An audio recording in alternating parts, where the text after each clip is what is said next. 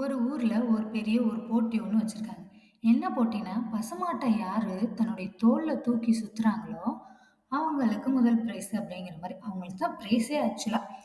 அப்ப அந்த போட்டியில வந்து அந்த ஊர் மக்கள்லாம் அதெல்லாம் எப்படிப்பா முடியும்? ஒரு பசுமாட்ட 2 காலையும் புடிச்சு தூக்கணும். எப்படிப்பா முடியும்? யாருமே தூக்க வரலையாம். கடைசியில ஒரு பையன் ஒருத்தன் வந்தான்.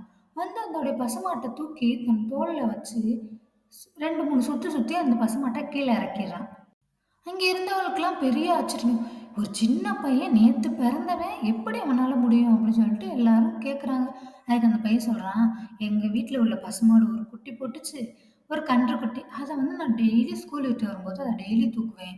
அவன தூக்கி 2 சுத்து சுத்தி கீழ விடுவேன். இப்படியே டெய்லி தூக்கி, தூக்கி, தூக்கி எனக்கு பழக்கமானனால, அது பெரிய மாடானாலும் எனக்கு வந்து அது குட்டியா தான் என் கண்ணுக்கு தெரியுது. அப்படி தூக்கி நான் பழகிட்டேன் அப்படின்னு சொல்லிட்டு சொல்றான்.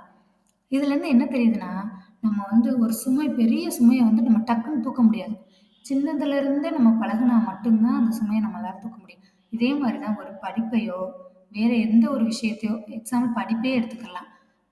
எக்ஸாம் அன்னைக்கு எல்லாத்தையும் நம்ம படிக்க முடியாதுல்ல. அன்னன்னைக்கு நம்ம படிச்சு, படிச்சு மனப்பாடம் செஞ்சு வச்சா மட்டும் தான், அது நமக்கு கொஞ்சம் ஈஸியா தெரியும். டக்குன்னு ரீட் பண்ணிட்டு நம்ம எக்ஸாம் கரெக்ட்டா ப்ரிப்பேர் பண்ண மாரி எழுத முடியும். இதுதான் இந்த கதை அழகா எடுத்து சொல்றாங்க.